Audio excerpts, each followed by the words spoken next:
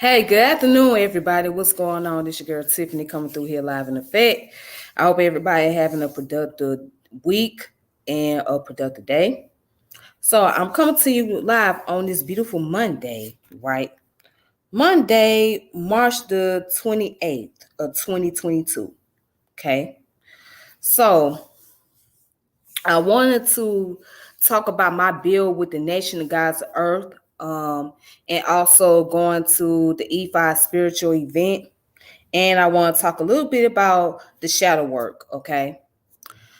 So before I get started, make sure you subscribe and hit the notification bell, share the channel, and check out the other video contents on here, all that great stuff. So whenever I come on, you guys will know when I'm coming in, and make sure you share the channel. Make sure that you check out the video, check out the contents I put up there, check out the information, etc.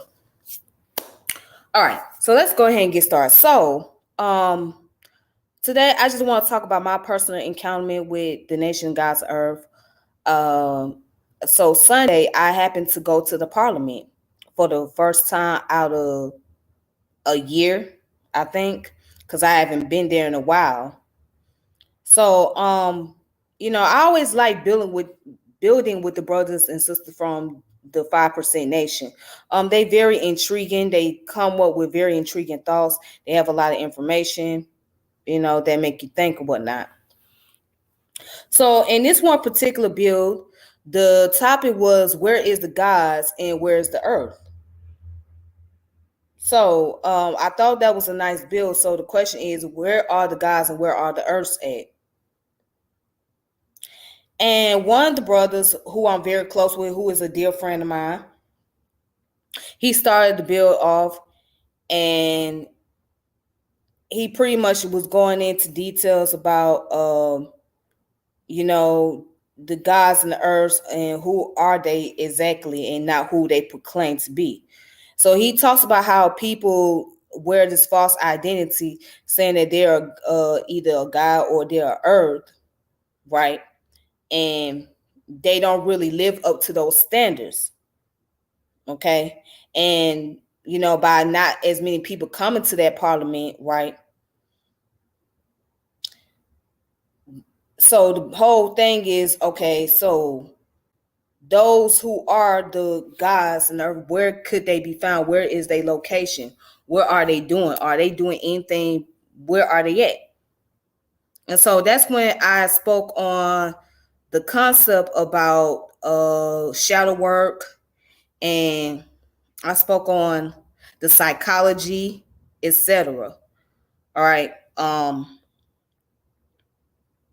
So I brought up something that was very important. I said, well, before we could talk about where is the gods and where is the earth at, we got to ask about the psychology itself. Because and the reason why I brought up the psychology itself is because the whole thing behind it is you have to look at it from a psychological standpoint. When you're asking where the gods and where the earth at, do they really identify themselves as gods and earth because of the organization they belong to? Or are they really being there mentally? Because it's easy to wear a label, right? But your character has to live up to that label. You see what I'm saying? So you can sit here and say that I am a Sufi. But do your character as a Sufi lives up to that? Are you saying it because from a characteristic standpoint, or are you just saying it because you belong into an organization? All right. And so another brother who's very close to me, a dear good elder, he brought up something that was very important. He said, people can learn the 120 lessons all day. They can know that. And they can sit here and say they want the knowledge of self, but what is really the knowledge of self? And I thought that was a very intelligent question to ask. He said, what is the knowledge of self? He said, I could tell you what the gods and earths are. They somewhere at work. They somewhere at home. They're somewhere with their kids. They somewhere watching TV, spending time with their family. I could say all that. This is what he was telling me. But he says, at the end of the day, the question becomes, there's people that was coming up to him saying that they want the knowledge of self. He said, what is the knowledge of self? He said, you want 120 supreme lessons? I mean, you can learn that, but at the end of the day, what is really knowledge of self?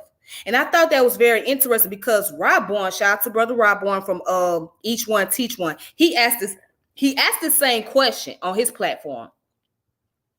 He asked the question, what is knowledge of self? That's what you gotta start with. And I say knowledge of self has to deal with the psychology of self. So when you deal with the psychology of self, you have to deal with the mind. You know what I'm saying? You have to deal with the mind of the self.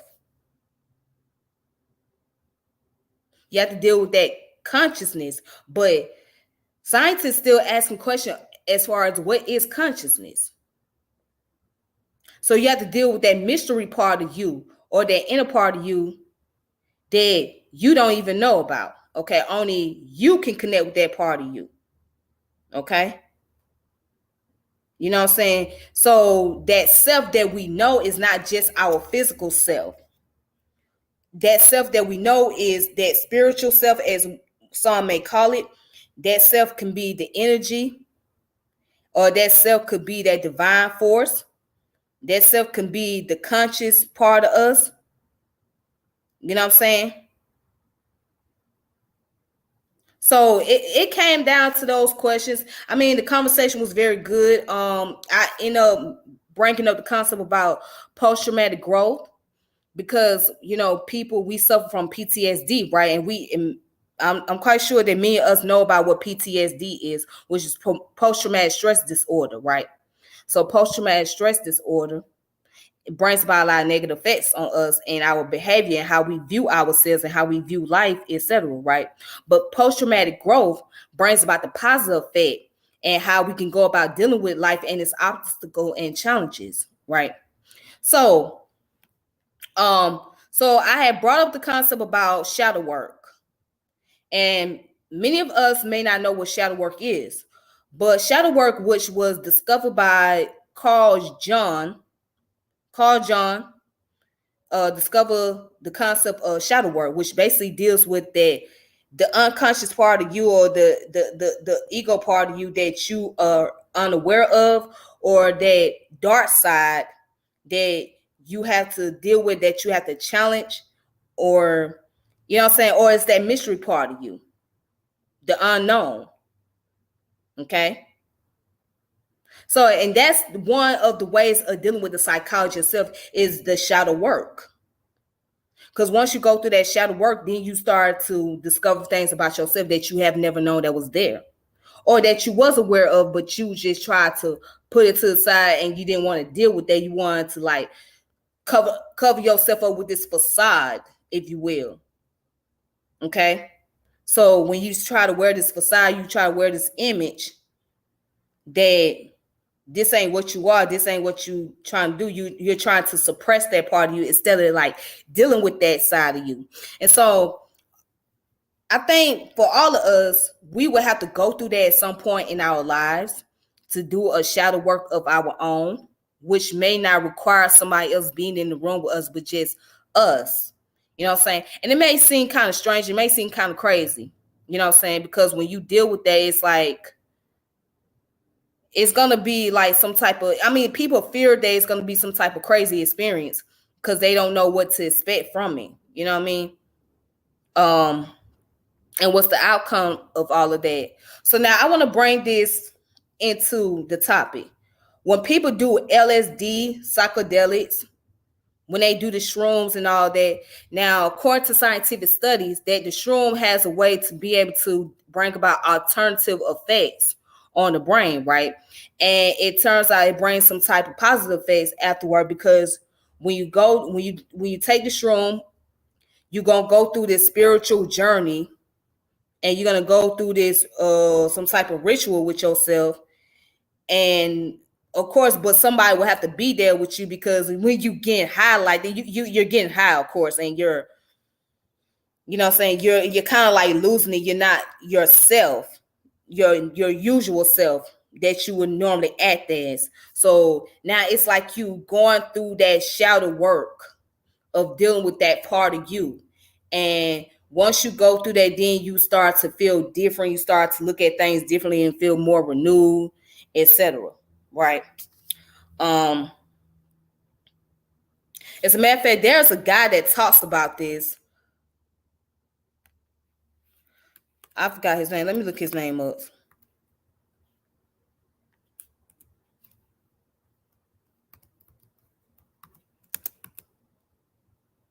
His name was Terrence Mckenna. So Terrence Mckenna was the one that he dealt with the psychology, right? But he also dealt with the concept of the LSD. So he was a mystic and ethnobotanist. Okay. So ethnobotanist is someone that studies the origins of plants. Okay. So that's what he did with. So he dealt with the concept of the human consciousness and whatnot. All right. So as a matter of fact, I'll just pull up the information real fast on Terrence Mckenna.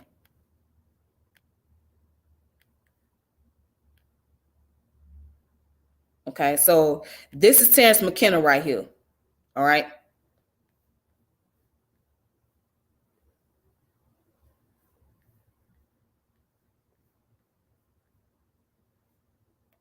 Okay, so there's a book called Psilocybian.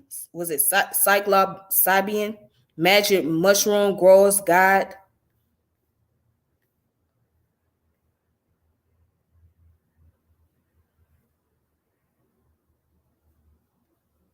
All right. But just kind of, I don't want to get too much on him, but yeah, but he was one of those people that said that shrooms and LSD pretty much work.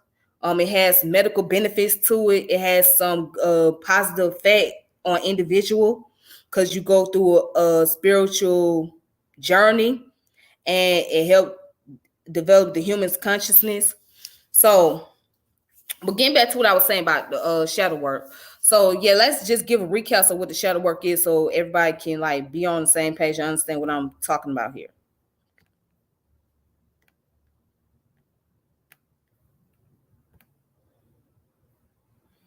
All right, so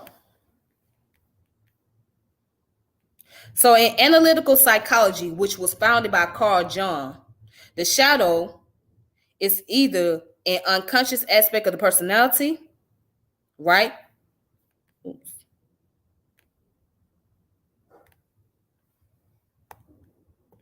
Yeah, it's either the unconscious aspect of the personality that the conscious ego does not identify in itself, or the entirety of the unconscious. That is everything of which a person is not fully conscious. In short, the shadow is the unknown side. All right, so it goes down to say, from one perspective, the shadow is roughly equivalent of the whole of the Freudian unconscious, and Carl Jung himself asserted that the result of the Freudian method of elucidation is a minute elaboration of man's shadow side unexplained in any previous age. Contrary to Freudian definition of shadow, however, the Jungian shadow can include everything outside the light of consciousness and may be positive or negative. Because one tends to reject or remain ignorant of the least desirable aspect of one's personality, the shadow is perceived to be largely negative. There are, however, positive aspects that may also remain hidden in one's shadow, especially in people with low self-esteem, anxiety, and false beliefs. Everyone carries a shadow, John wrote, and the less it embodied in the human's conscious life, the blacker and denser it is.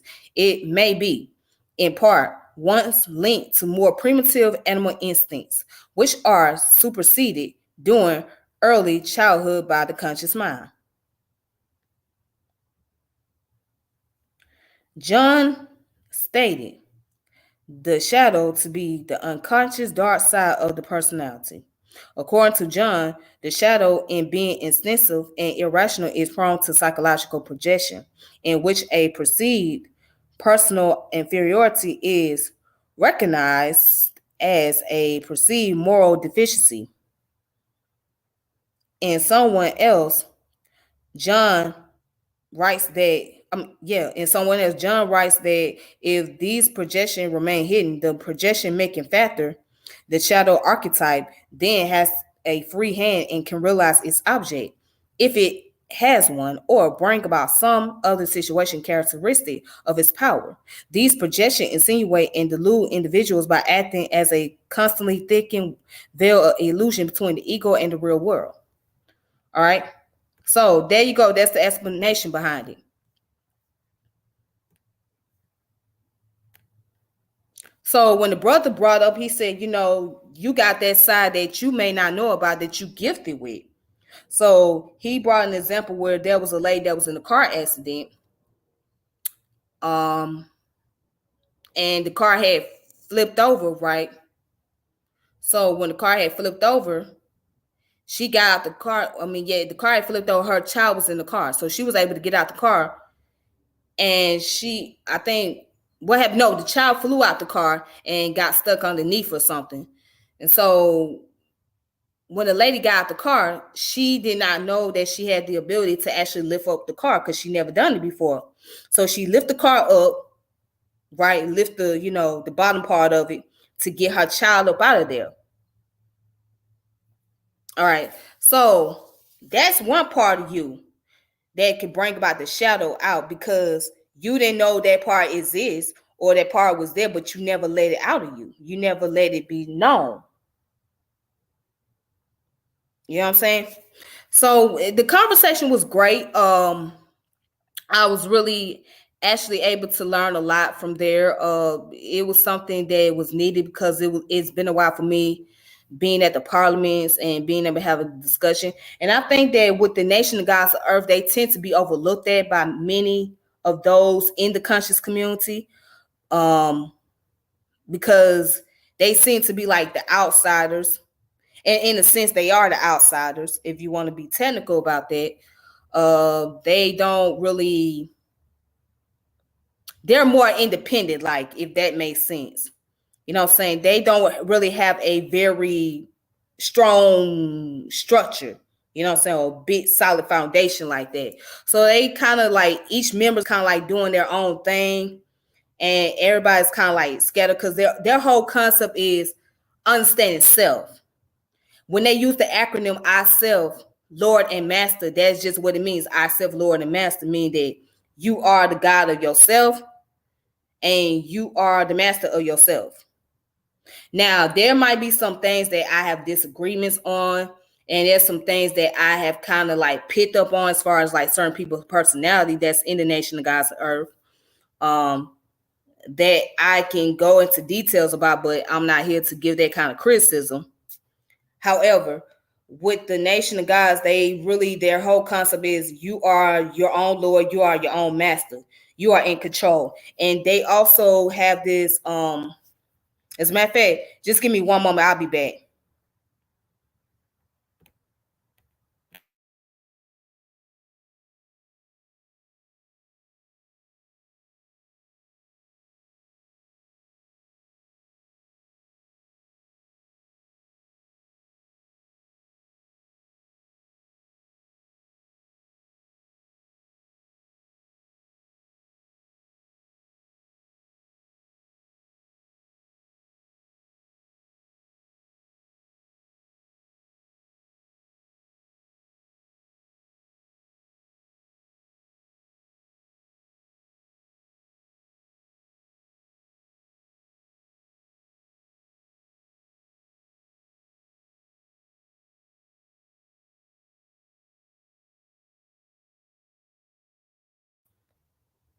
Okay, I'm back.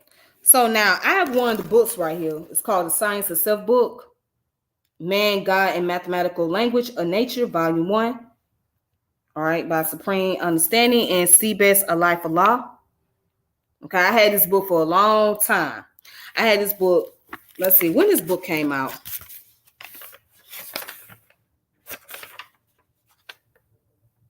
Okay, so I had this book for about 9 years, going on 10 years.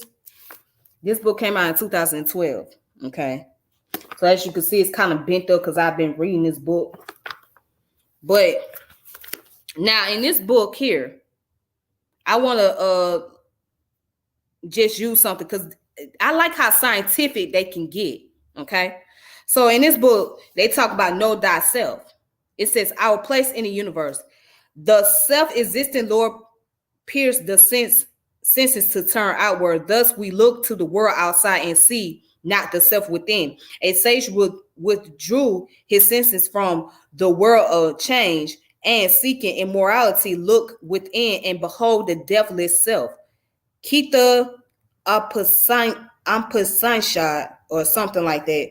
So I think it's this person has an Indian name, the quote that was mentioned in his book. All right.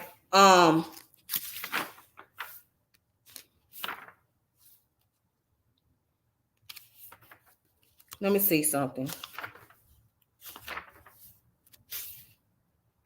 Okay, so I'm gonna go ahead and so they use the 5 stages, right, of the mind. So they use the conscious, subconscious, superconscious, magnetic conscious, and infinite conscious, right?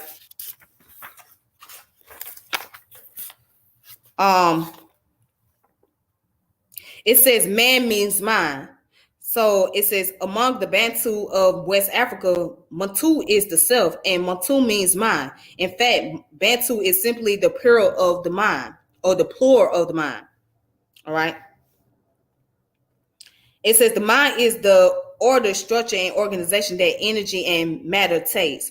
Order means arrangement, and it also means condition of a community which is under the rule of law. From its early etymology, patterns clearly evident from galaxies to atoms shows there is a rule of law or order in the universe. Though the word law is utilized in a sociological context, one should become familiar with the scientific context. A scientific law is a description of observed phenomenon, while a scientific theory is an explanation of observed phenomenon. All right. And they also say the mind exists independent of the brain. So I got these things highlighted, but there's something I was trying to look for in here.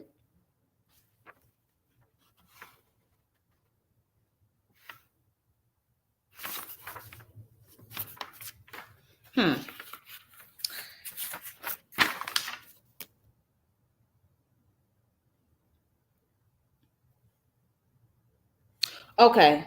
Right here it says, the mind's not a thing that causes life and matter. It is a description of something in life and matter that is organized. Asking what does it do to the tantamount to asking what does E squared MC squared do, or Einstein theory of special relativity do. It is not an entity out there causing things to happen. That's like saying the Newton law of motion caused motion.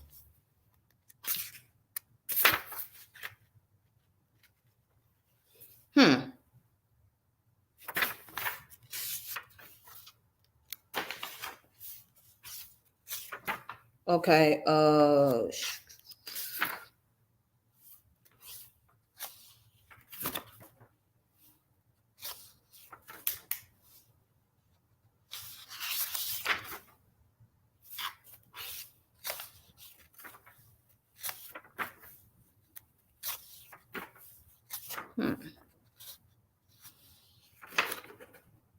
Okay, I found it. Anyways, so now in this part, this section of the book, again, this comes from the Science of Self book, right? It says, is the mind conscious? Yes and no. The mind, as the structure implicated order of the universe, is not conscious yet. The original man is the conscious manifestation of the mind, which through anatomical, chemical, and biological evolution built upon its preceding elements to develop itself. Consciousness is the property of complex, highly organized system. It function and is exhibited by a system. The original man is the penultimate conscious manifestation of this system, which we refer to as the mind.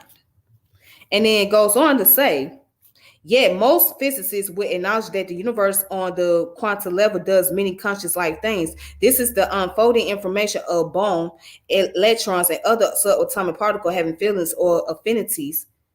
The naming of the properties of certain subatomic particles as flavors. This makes perfect sense in that evening. If the mind isn't conscious, it is fundamental structure from which consciousness arose. Man is the mind, which is mentality, and mentality is mathematical order.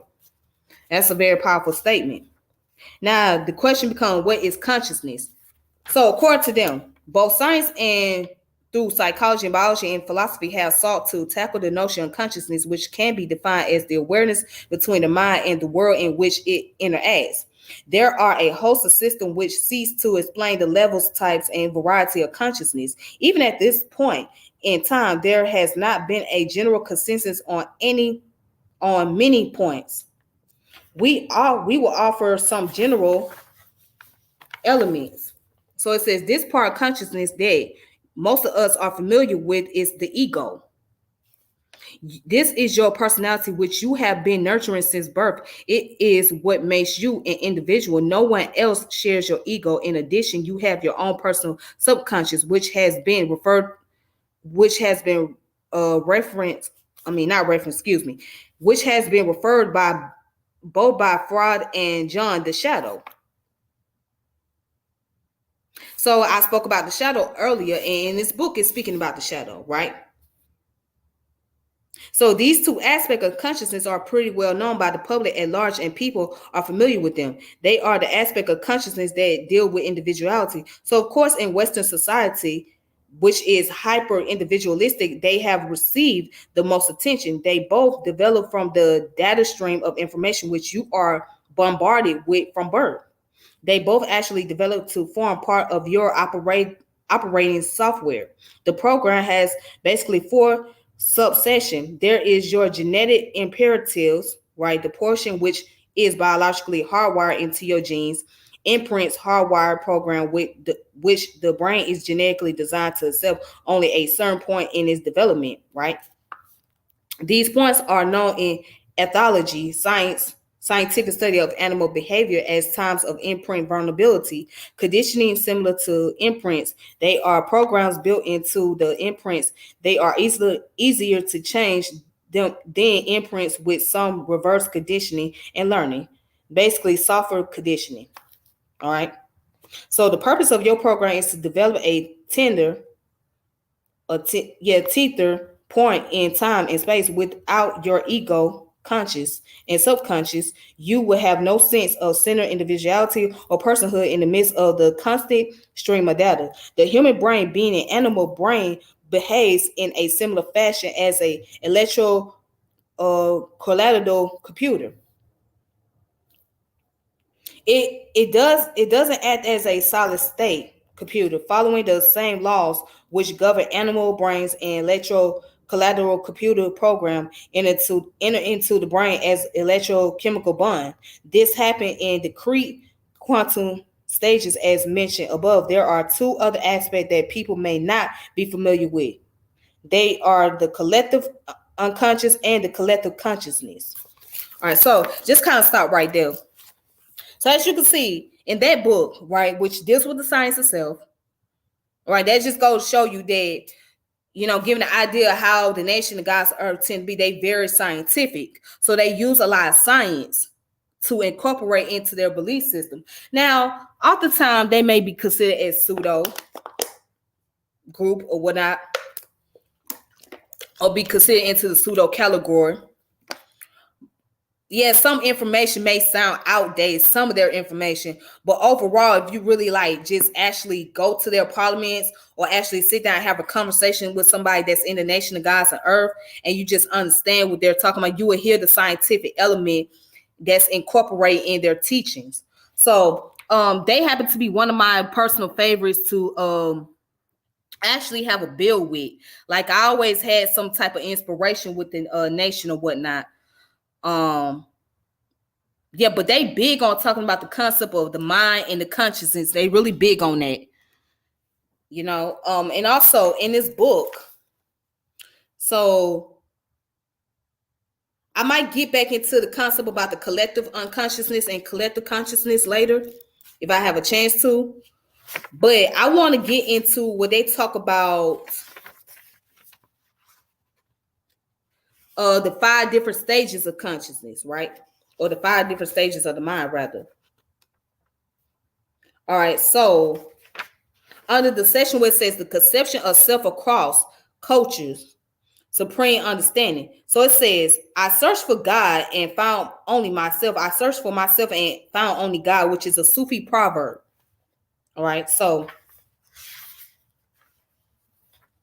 right here it says, so where is this vital force? All right. So now the different 5 stages of consciousness can be summarized as follows. Conscious, the base stage at which we know what's in front of our faces and make waking decisions about how to fulfill our wants and needs. And the subconscious is the stage at which our thoughts are processing, but we may not aware of them. The thoughts at this stage may be subtly aware of events beyond our personal awareness. Superconscious, this stage represents a greater sense of self than one's own personal being. It is the community of self in in consciousness, the type of consciousness found in superorganisms, including human communities that think with a unified consciousness. In some sense, it is not so much groupthink as it is thinking in terms of what is best for the group's good. The Egyptian called this idea the summum bonum, or greatest good. Freud called this the superego, which provides the moral conscience of man, and Jung called it the unconscious or collective unconscious, a thought pattern shared by a human community unified by archetypes. And then the next one is magnetic consciousness. So magnetic consciousness, at this stage of consciousness, we're not simply interacting with each other, but with the environment. From what we know about the electromagnetic universe, we know that electromagnetic fields are dynamically tied somehow to human consciousness. Magnetic consciousness is the mind we share as a people with the common potential of transferring thoughts or information. This would be the stage where we can sense each other's thoughts and intentions. It is by no coincidence that shamanic states of consciousness and ESP are both closely tied to significant changes in electromagnetic activity. That's powerful. Infinite consciousness. This is the consciousness that extends across space and time. It is the ultimate sense of self. All right, so as you can see, they deal with the 5 stages: the conscious, subconscious, superconscious, magnetic conscious, and infinite conscious. It doesn't get no scientific. It don't get no scientificer than that. So when I say it don't get no scientific than this, it don't get no scientific than what it is. So that's just powerful. Yeah, it's very powerful to me. So I would recommend people to get this book right here, The Science of Self by Supreme Understanding and C. Best Allah. Okay, so I had this book for a long time. Yeah, and it's one of the great recommendations of the book. In here, it gets into a whole lot of things, right? It starts talking about human evolution, right? It talks about human evolution. It talks about biology in this book. It talks about DNA. It talks about all these different things, everything that, you know, so it gets into a lot of anthropology in here. So it gets into the consciousness, mind, anthropology, cultural astronomy, cultural anthropology, etc. So you can find a lot in this book. I think that this is a great beginning start for many. All right, so let me go ahead and continue. Anyways, I might get back to the concept about a collective unconscious and collective consciousness. If not, then I will do that some other time in the video. So let me just go ahead and continue. So after I left the apartment, right, I had grabbed me something to eat. You know, I grabbed something to eat, and I went to a event, which was the IFA spiritual event. Me and a friend of mine went there. So we went there, and it was my first time ever going. Okay, so they normally have it like every Sunday or every other Sunday. I don't know how they do it. So they have it at the museum. It's like a community museum. So they do it like every other Sunday, whatever. So we was there at the event, and I happened to take a notice of something, right? So what actually my friend did, he was like, dang, he put it on Facebook. He was like, a lot of the people that's at this IFA event, they are in their 20s. And I was just looking at him, I'm like, how do you know they in their 20s? How you know they ain't in their 30s? And for he said, most of the people here, there are young people. in their 20s and 30s. I said, and I just kind of looked around. I said, yeah, I noticed that. I noticed there's a lot of young people that's in their 20s and 30s that's in the IFA that's at this event. So I just sat there and I just kind of took notes on it. I was like, oh, that's interesting. Very interesting. So I was wondering, I was like, what made them, and I had to sit back and think about, I said, what makes a lot of young people intrigued by the IFA? Then it came to me, it made sense. I said, okay, I see why so many of them so attracted to this spiritual system or this African traditional religion. So I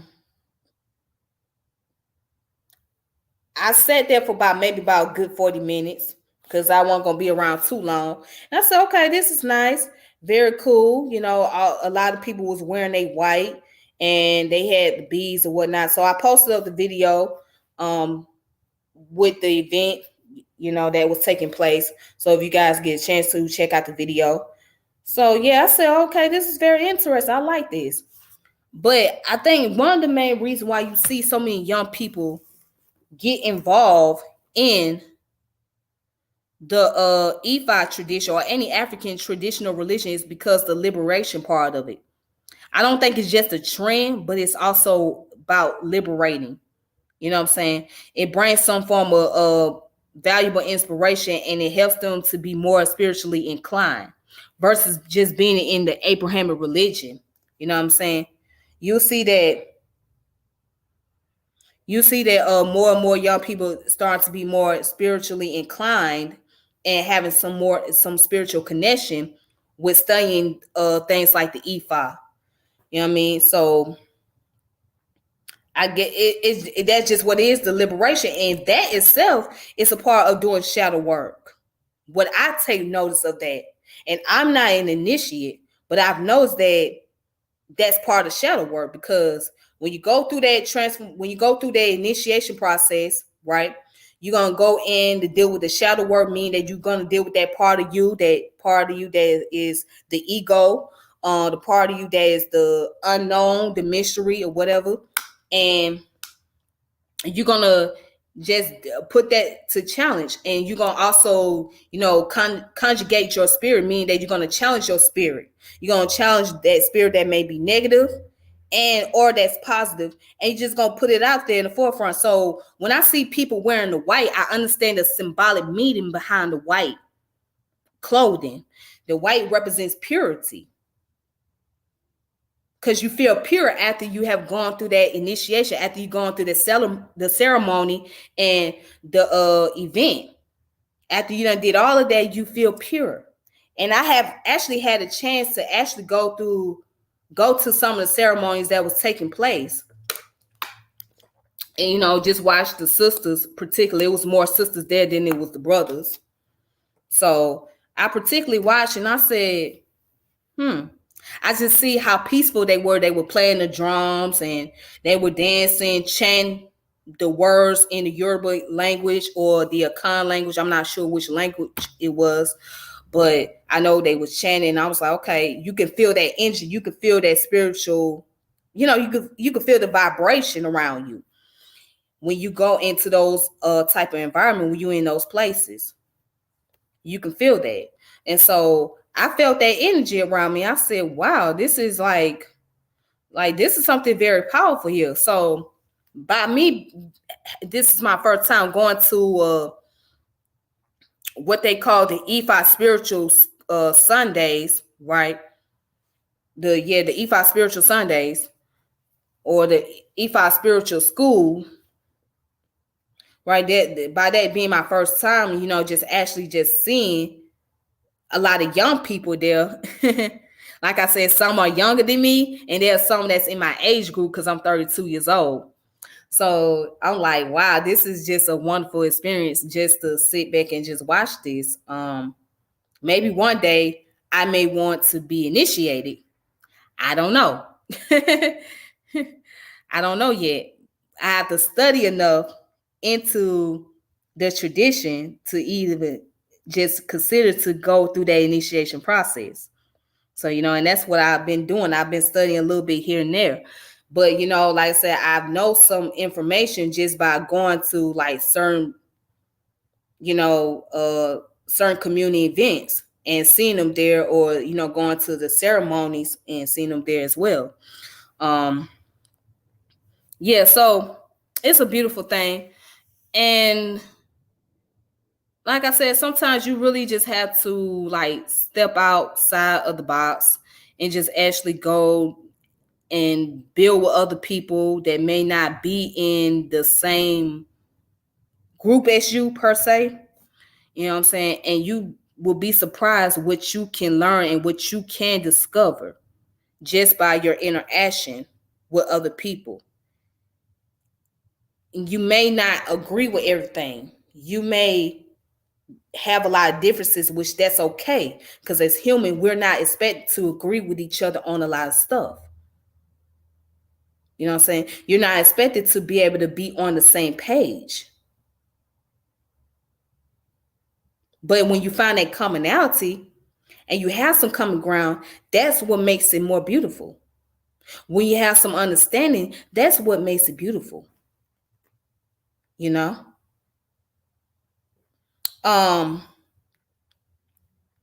So as I was taking the time out, I was actually like looking at different books. Okay. So I'm gonna give out the list of books that I have. Of course, y'all know about the 5%er. Well, some of you may know about the 5%er, Islam, hip hop, and the Gods of New York by Michael Muhammad Knight. So Michael Muhammad Knight happened to be a white man that's actually studied the history about the 5%ers. As a matter of fact, I've done a video in the past about the 5% Nation and Nation of Gods of Earth, so you guys can go check that out for yourself. Just type in my name and look up the Nation of Gods of Earth video that I've done in the past. So I did that as far as like the origin, the history, etc. And put out some information on that. Okay.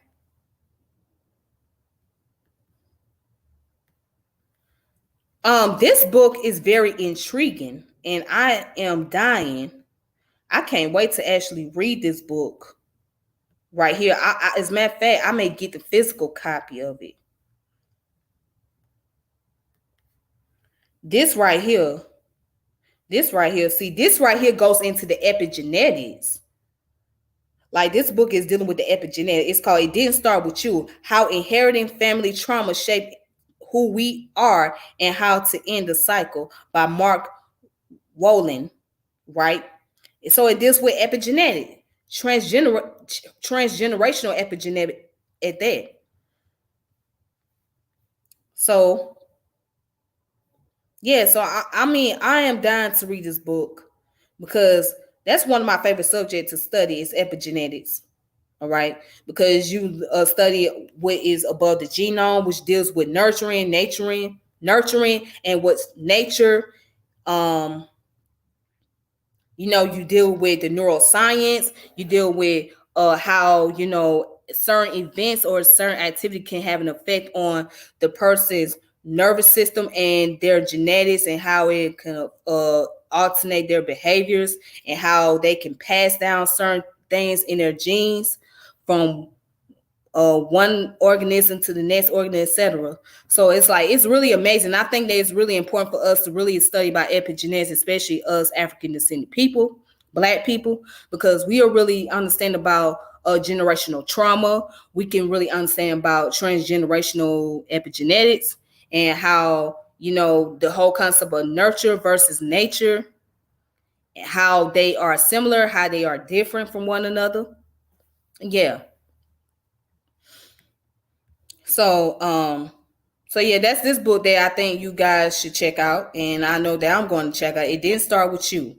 Like this is something that really like caught my attention, and like I said, I am going to get the physical copy as well. I'm going to get the physical copy. Um,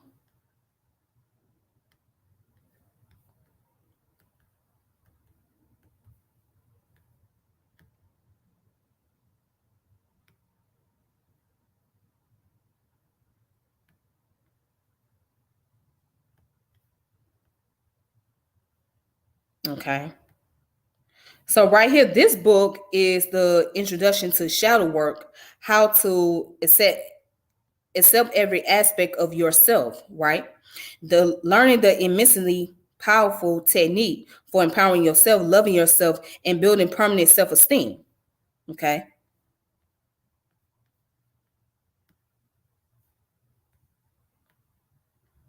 Then this the one with the Carl John Darwin of the mind. Meaning the shadow Meeting the shadow of spirituality, formerly titled The Holy Longing, the hidden power of darkness on the path, which is written by Connie Zwing, PhD. And the other one is Meeting the Shadow, the Hidden Power of the Dark Side of Human Nature. Connie Zwing. And so there's so many others.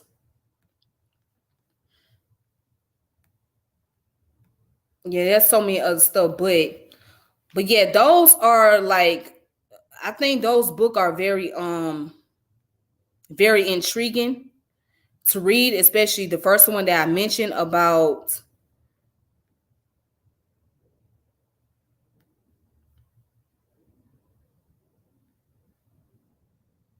especially the one called It Didn't Start With You.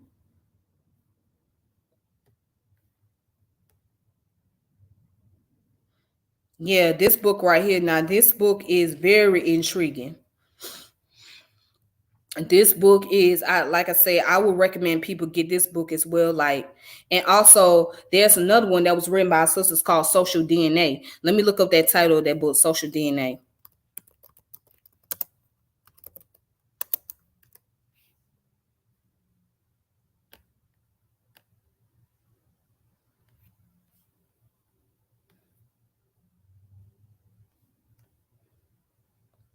Yeah, this book was written by Alondra Nelson. Let me find that book.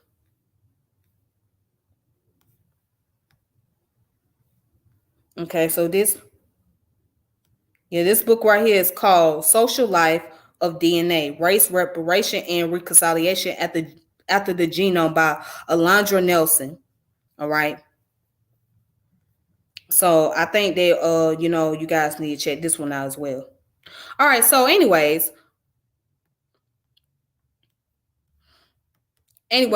that's enough talk about me and my little personal journey and whatnot. I know I'm pretty long-winded.